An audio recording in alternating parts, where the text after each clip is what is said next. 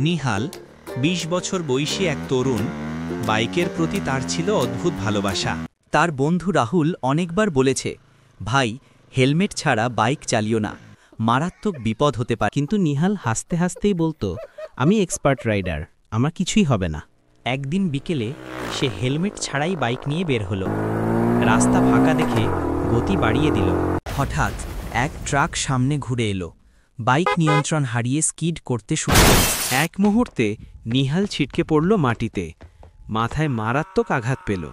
চারপাশের মানুষ ছুটে এলো। কেউ বলল, আহারে, যদি হেলমেট থাকত ছেলেটা হয়তো বেঁচে যেত। শেষ নিঃশ্বাসে আকাশের দিকে তাকিয়ে নিহালের ঠোঁট কেঁপে উঠল। একটা হেলমেট আমার জীবন বাঁচাতে পারত।